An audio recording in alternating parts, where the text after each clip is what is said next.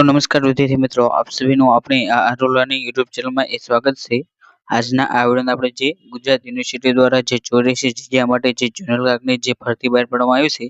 તેની અંદર એ તમારે ઓનલાઈન અરજી રહી એ કઈ રીતે કરવી તેની માહિતી રહી આજના વિડિયોની અંદર જોવાનો પ્રયત્ન કરીશું અને તેની તમામ માહિતી રહી એ આપણે સ્ટેપ બાય સ્ટેપ જોવાનો પ્રયત્ન કરીશું જેથી તમને એ કોઈ પણ માહિતી રહી એ ભરવામાં ભૂલ ન થાય અને તમારે ફરી વખત એ તેની અંદર થોડા ન રહે માટે તમે આ વિડિયો તેને એ છેલ્લા સુધી જોવાનો આગ્રહ રાખજો અને તે ઓનલાઈન અરજી ફોર્મ કેવી રીતે ભરવું તે પહેલા આપણે તેના જે જરૂરી ડોક્યુમેન્ટ છે તે પણ એ જોઈશું જેથી તમારે તે ડોક્યુમેન્ટ કઈ સાઈઝમાં એ તૈયાર કરીને રાખવા તે પણ એ માહિતી મળી રહે। તો તેની અંદર શરૂઆત કરીએ તો આપણે જે થોડા દિવસો પહેલા જે વિડીયો મૂક્યો તેની અંદર એ તેની કેટેગરી પગાર ધોરણ તેની વિવિધ જે માહિતી હતી તેની પરીક્ષા પદ્ધતિ અને તેનો અભ્યાસક્રમ તેની માહિતી એ આપી દીધી હતી। જો તમે તે વિડીયો ન જોયો તો તે વિડીયો પણ એ જોઈ શકો છો અને ત્યારબાદની આપણે વાત કરીએ તો તેની અંદર સૌથી પહેલા તો જે જરૂરી ડોક્યુમેન્ટ હતા તેની અંદર જોઈ તો તેની અંદર સૌથી પહેલા તો તમારે એક પાસપોર્ટ સાઇઝનો જે ફોટો રહ્યો તે એ 20 KB થી લઈને એ 100 KB સુધીનો એ અપલોડ કરવાનો થશે। તમારી સહી રહી તે એ 20 KB થી લઈને એ 100 KB સુધીની એ અપલોડ કરવાની થશે। ત્યારબાદ ધોરણ 10 ની માર્કશીટ જેની અંદર એ ડેટ ઓફ બર્થ એટલે કે જન્મ તારીખ એ જણાવેલી હોય તે તમારે રહી 100 KB થી લઈને 500 KB ની વચ્ચે એ તમારે અપલોડ કરવાની થશે। ત્યારબાદ તમારું પાન કાર્ડ, પાસપોર્ટ, ડ્રાઇવિંગ લાયસન્સ, ચૂંટણી કાર્ડ તેમાંથી કોઈ પણ એક ડોક્યુમેન્ટ જેની સાઇઝ રહી એ 10 KB થી લઈને એ 500 KB સુધીની હોવી જોઈએ તે તમારે એ અપલોડ કરવાનું થશે અને આની અંદર એ તમારે આધાર કાર્ડ એ અપલોડ કરવાનું નથી તે વાતનું એ ખાસ ધ્યાન રાખવું। ત્યારબાદ જે પણ વ્યક્તિઓ એ અનામત કેટેગરીના છે જેની અંદર ઓબીસી, એસસીબીસી,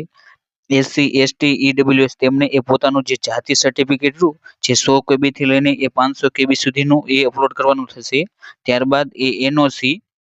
જે તમારે એ 100 KB થી લઈને એ 500 KB સુધીનું એ એનઓસી તમારે અપલોડ કરવાનું થશે અને આ એનઓસી એ તમારે કઈ રીતે કઢાવવું તેની પણ માહિતી રહે હું આજના આ વિડીયો તેને આગળ આપીશ તો તમે એ જોઈ લેજો। ત્યારબાદ તમારે ઓનલાઈન અરજી કઈ રીતે કરવી તેની વાત કરીએ તો તેની અંદર તમારે સૌથી પહેલા તો જે બ્રાઉઝર હોય તેની અંદર એ ગુજરાત યુનિવર્સિટી એ વેબસાઇટ લખવાની અને તેની અંદર જેવી વેબસાઇટ લખશો ત્યારબાદ આ તમને પ્રકારનું જોવા મળશે। તેની અંદર અહીં જે કરિયર તેની ઉપર એ તમારે ક્લિક કરવાનું અને ત્યારબાદ તમને આ પ્રકારનું જે નોટિફિકેશન તે જોવા મળશે। તેની અંદર અહીં જે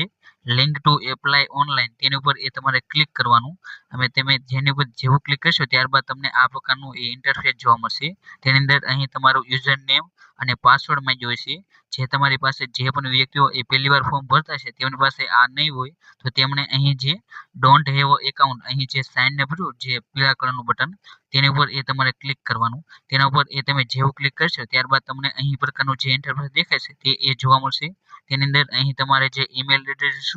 જે તમારું કાયમિક છે તે અહીં નાખવાનું ત્યારબાદ તે ઈમેલ એડ્રેસ અહીં બીજી વાર નાખવાનું અને ત્યારબાદ અહીં તમારે જે પોતાનો જે પાસવર્ડ બનાવવો હોય તે પાસવર્ડ અહીં બનાવવાનો અને તે પાસવર્ડ એ કન્ફર્મ અહીં કરવાનો અને ત્યારબાદ અહીં તમારે જે મોબાઈલ નંબર તે એ નાખવાનો અને જે આ ઈમેલ આઈડી અને જે મોબાઈલ નંબર રાખો એ તમે જે રોજબરોજ વાપરતા હોય તે એ નાખવાનો। ત્યારબાદ તમને અહીં જે કેપ્ચા આપવામાં આવ્યો છે તે કેપ્ચા એ અહીં ભરી દેવાનો અને ત્યારબાદ એ તમારે સાઇન અપ કરી લેવાનું એટલે તમે જેવું એ સાઇન અપ કરશો ત્યારબાદ તમારું જે ઈમેલ આઈડી તેની અંદર એ એક પ્રકારનું એ ગુજરાત યુનિવર્સિટીનો એ ઈમેલ આવશે જેની અંદર એ તમારું યુઝર નેમ અને જે ઈમેલ આઈડી એ તમને જોવા મળશે તો તે તમારે જે યુઝર નેમ હોય તે તમારે જે તમારું ઈમેલ હોય તે જ એ તમારું યુઝર નેમ હોય છે તે તમારે અહીં નાખીને જે તમે પાસવર્ડ નાખ્યો છે તે નાખીને ત્યારબાદ આ જે કેપ્ચા તે અહીં ભરી તમારે એ લોગિન કરી લેવાનું એટલે કે તમે જેવું લોગિન કરશો ત્યારબાદ તમને આ પ્રકારનું જે ઇન્ટરફેસ એ જોવા મળશે જેની અંદર અહીં તમને પોસ્ટ પછી ઓર્ગેનાઇઝેશન યુનિટી એડવાઇઝમેન્ટ નંબર એટલે જાહેરાત નંબર પછી અહીં તમારી કેટેગરી અને અહીં જે દિવ્યાંગતા માટેનો અને અહીં તમારે ટીક કરી લેવાનું એટલે કે તમારે અહીં સૌથી પહેલા તો જે જુનિયર ક્લાર્ક તેની અંદર અહીં તમારે જુનિયર ક્લાર્ક ટીક કરવાનું ત્યારબાદ અહીં તમારે ગુજરાત યુનિવર્સિટી કેમ્પસ તે એ ટીક કરવાનું અને ત્યારબાદ જે એડવાઇઝમેન્ટ નંબર છે તેની અંદર એ JU/admin/2025-26 તે તમે જેવું લખશો ત્યારબાદ તમને જોવા મળશે તે તમારે અહીં ટીક કરી લેવાનું। ત્યારબાદ અહીં તમારી category SCBC, ST, SC, EWS તે કેટેગરી અહીં નાખવાની અને ત્યારબાદ તમારે અહીં દિવ્યાંગતા જો ન હોય તો તમને ઉપર જે નોટ એપ્લિકેબલ તે એ તમારે ટિક કરવાનું અને ત્યારબાદ એ અહીં ટિક કરી લેવાનું. જેવું તમે ત્યારબાદ અહીં જે ચેક વેકેન્સી રહ્યું તે ટિક કરશો ત્યારબાદ તમે જે પણ એ કેટેગરી અને જે પ્રકારે ભરી છે તે મુજબ એ તમારી પાસે કેટલી જગ્યા છે તે તમને જોવા મળશે. જેની અંદર એ અહીં એસસીબીસી કેટેગરી છે તો તેની અંદર એ જનરલની રહી એ 39 અને એસસીબીસીની 20 તેની અંદર એ તમે ફોર્મ ભરી શકશો તે પ્રમાણે એ તમને કેટેગરી જોવા મળશે. ત્યારબાદ તમારે જેવું એ ચેક વેકેન્સી થઈ જાય ત્યારબાદ તમને એ ફોર્મ ભરવાનું એ શરૂ થઈ જશે. જેની અંદર અહીં તમે જે પ્રકારનો ઇન્ટરફેસ જોઈ શકો છો તેની અંદર એ જોવા મળશે અને અહીં જે ઉપર રહ્યું અહીંયા તમારું જે તમે યુઝર નેમ જે ઈમેલ આઈડી નાખ્યું છે તે એ હશે અને અહીં તમારો જે મોબાઈલ નંબર રહ્યો જે તમે રજિસ્ટ્રેશન વખતે નાખ્યો છે તે એ હશે. તેની અંદર અહીં જે પ્રકારના સ્ટેપ છે એ તમારે એ ફોલો કરવાના. જેની અંદર અહીં તમારે સરનેમ નાખવાની, અહીંયા જે પહેલું નામ તમારી અટક, અહીં તમારું નામ અને અહીં તમારું પપ્પાનું નામ અને અહીં તમારી જેન્ડર સિલેક્ટ કરવાની. ત્યારબાદ અહીં ઇન્ડિયન, અહીં તમારે બર્થ ડેટ એ નાખી દેવાની. અહીં તમારું જે સિંગલ, મેરિડ, પછી ડિવોર્સ અને વિડો જે હોય એ કેટેગરી ભરી લેવાની. ત્યારબાદ અહીં તમારું પાન કાર્ડ, પાસપોર્ટ, ડ્રાઇવિંગ લાયસન્સ અથવા વોટર કાર્ડ જેમાં જે પણ હોય તમારી પાસે તેનો એ નંબર ભરી લેવાનો અને જે નંબર નાખો તે જ ડોક્યુમેન્ટ એ તમારે છેલ્લે એ અપલોડ કરવાનું થશે. માટે તમારે અહીં જે સિલેક્ટ કરો તે એ ખાસ કરીને એ જોઈ લેવું. ત્યારબાદ જો અહીં તમારું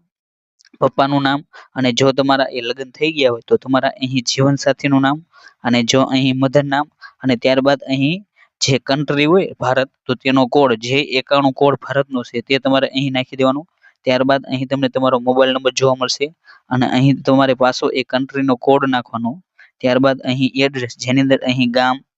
ત્યારબાદ એ તાલુકો અને અહીં જે બીજું રહ્યું તેની અંદર એ જિલ્લો, અહીં ત્યાર પછી અહીં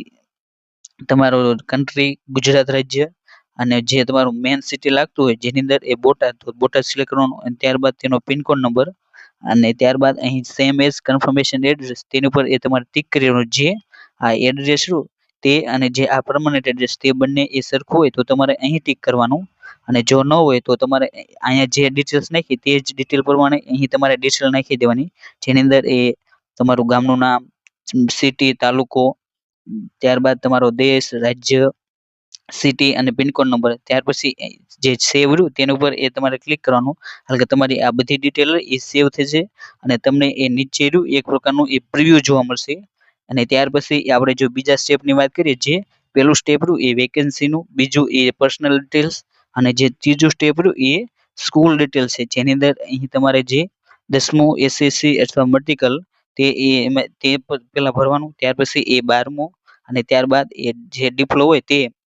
તેની અંદર અહીં તમારે સૌથી પહેલા તો જે પાસિંગ વરા, પછી મેન સબ્જેક્ટ જેની અંદર એ ગુજરાતી જેમને એ પ્રથમ ભાષા ગુજરાતી હોય તો તેમને એ ગુજરાતી નાખવાની અને જે આ 12મું રહ્યું તેની અંદર એ તમારે મેન સબ્જેક્ટ એ કયો હતો તે ભરવાનો. ત્યારબાદ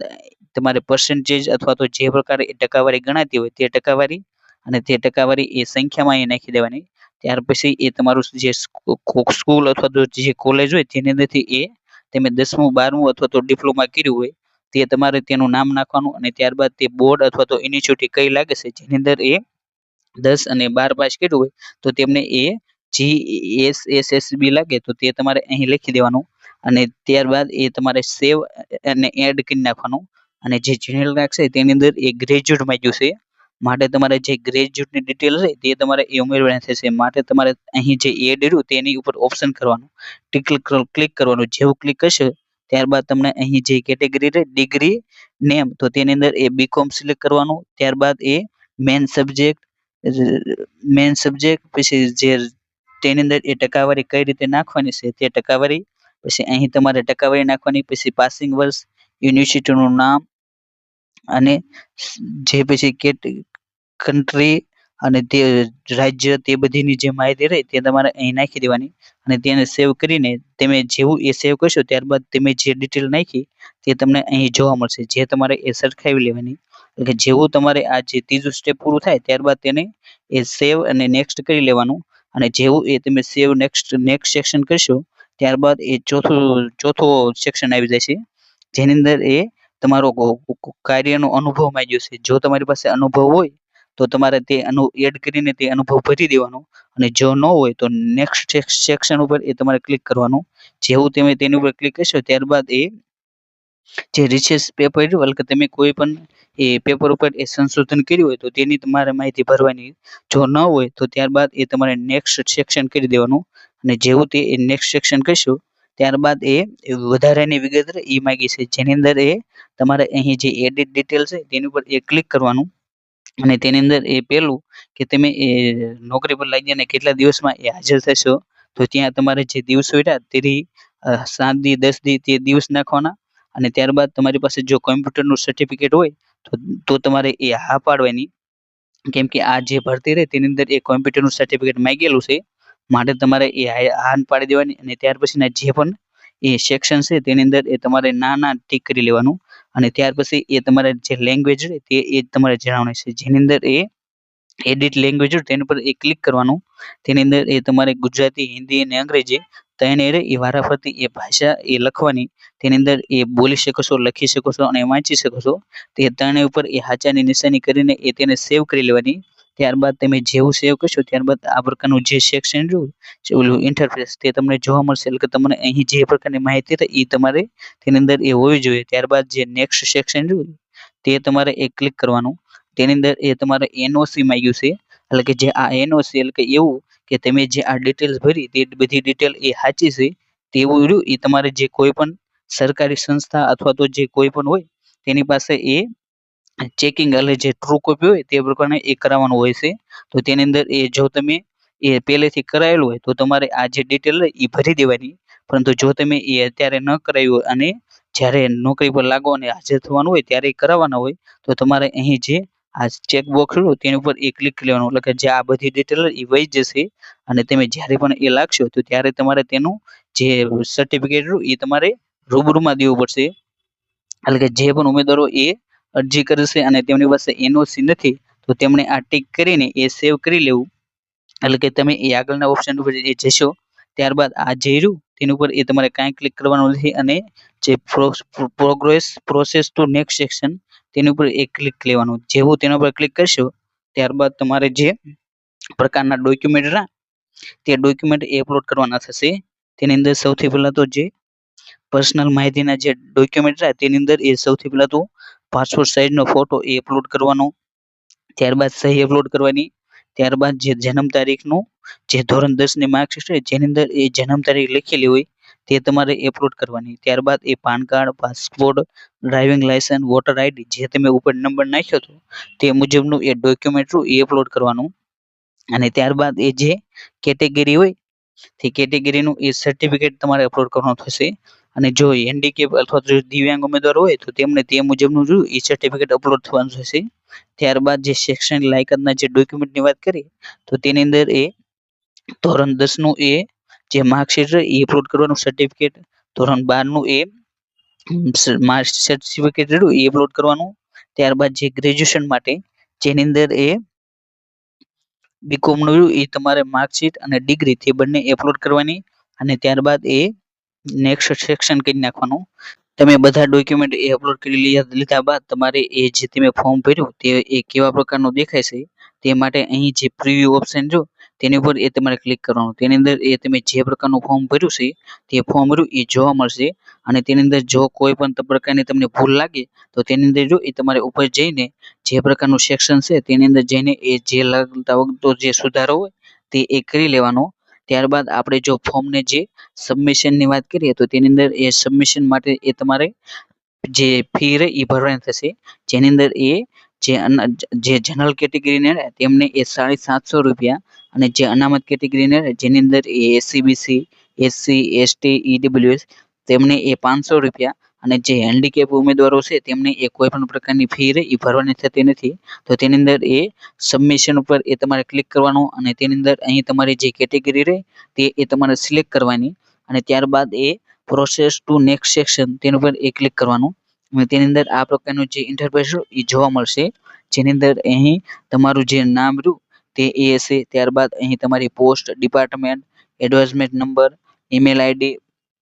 અને જે રેફરન્સ નંબર એ તમને જોવા મળશે કેટેગરી એપ્લિકેશન એટલે કે તમે કઈની અંદર એ એપ્લાય કરી છે પછી ત્યારબાદ તમારે કેટલા રૂપિયા ફી એ ભરવાની થશે જેની અંદર જે જનરલ કેટેગરીના હોય તેમને એ ₹1 જે અને જે બીજા હોય તેમને એ 750 રૂપિયા, જે અનામત કેટેગરીના હોય તો તેમને 500, અને જે હેન્ડીકેપ હોય તો તેમને એ 0 રૂપિયા, એટલે કે તેમને એક માત્ર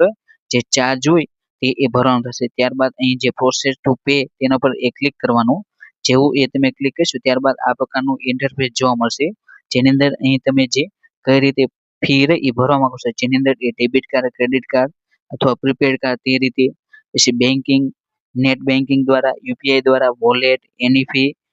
એસબીઆઈ બ્રાન્ચ પેમેન્ટ, તેના પરથી એ તમે જે રીતે એ ફી ભરવા માંગતા હોય તો તે એ સિલેક્ટ કરવાનું. તેની અંદર જો એટીએમ થી ભરવા માંગતા હોય તો તમે અહીં એટીએમ કાર્ડ નંબર, પછી તેનું નામ, પછી જે એક્સપાયરી તે પ્રમાણે એ માહિતી ભરી લેવાની. અને મોટા ભાગના ઉમેદવારો એ જે યુપીઆઈ રહ્યું તેના મારફતે એ ફી ભરવી, જેની અંદર એ તમે એન્ટર યુપીઆઈ આઈડી અથવા તો યુપીઆઈ કોડ રહ્યો તે બંને દ્વારા એ ફી ભરી શકશો. જેની અંદર એ યુપીઆઈ કોડ કરશો ક્યુઆર, તો તેની અંદર એ તમને ક્યુઆર જોવા મળશે, જે તમારે એ જે બીજો ફોન હોય તેના દ્વારા એ સ્કેન કરીને એ તેનાથી એ પેમેન્ટ કરી લેવાનું. એટલે કે તમે જેવું એ પેમેન્ટ કરી લેશો ત્યારબાદ તમારું જે રજિસ્ટર જે ઈમેલ આઈડી છે તેની અંદર એ આ પ્રકારનો જો એ મેસેજ જોવા મળશે, જેની અંદર એ તમારું પોસ્ટનું જે ફી રહે એ સક્સેસફુલી એ સબમિટ થઈ ગયું છે, અને અહીં તમારો જે એપ્લિકેશન નંબર એ તમને જોવા મળશે, જે તમારે એ લખીને રાખો. અને ત્યારબાદ જો તમે એ આ જે અરજી ફોર્મ ભર્યું તેને એ પ્રિન્ટ રહે એ ડાઉનલોડ કરવા માંગતા હોય તો આપણે જે આગળ જે જોયું એપ્લિકેશન માટેની તે પ્રકારે એ તમારે પાછું કરવાનું, અને તેની અંદર આ જે માહિતી રહે એ ભરી લેવાની. અને ત્યારબાદ જે ચેક વેકેન્સી રહે એની ઉપર એ તમારે ક્લિક કરવાનું. તેની નીચે એ તમને આ પ્રકારનું એ જોવા મળશે, જેની અંદર અહીં પોસ્ટ, પછી તેનો એ એડવર્ટાઇઝમેન્ટ નંબર, અને તેની બાજુમાં એ ડાઉનલોડ અને પ્રિન્ટ ફોર્મ તે એ જોવા મળશે. ત્યાંથી એ તમે જે ઓનલાઈન અરજીનું જે ફોર્મ રહ્યું જે તમે ભર્યું છે તે એ ડાઉનલોડ કરી લેવું, જેથી એ જ્યારે પણ એ ડીવી થાય તો ત્યારે એ માગી શકે છે. માટે તમારે તેને ડાઉનલોડ કરીને એ ખાસ રીતે એ સાચવીને રાખવું. એટલે કે જે આજનો જે આ વિડીયો તેની અંદર એ ગુજરાત યુનિવર્સિટીની જે જનરલ ક્લાર્કની ભરતી રહી તેની અંદર એ તમારે ઓનલાઈન અરજી રહી એ કઈ રીતે કરવી તેની તમામ માહિતી રહી એ જોવાનો પ્રયત્ન કર્યો. અને જો તમે પણ એ તેની તમામ અપડેટ એ સૌથી પહેલા મળવા માંગતા હોય તો તમે એ આપણે જે આરુ લર્નિંગ જે ટેલિગ્રામ ચેનલ હોય તેને એ જોઈન કરી શકો છો. અને જો તમે એ આવા જ ગુજરાત યુનિવર્સિટીની ભરતીને લગતા વિડીયો જોવા માંગતા હોય તો તમે એ આપણી જે આરુ લર્નિંગ જે યુટ્યુબ ચેનલ છે તેને પણ એ સબસ્ક્રાઇબ કરી શકો છો, જેની અંદર એ ગુજરાત યુનિવર્સિટીની જનરલ ક્લાર્કની જે ભરતી રહી તેની એ તૈયારી કરવામાં આવશે. અને thank you for watching this video. જય હિન્દ, જય ભારત.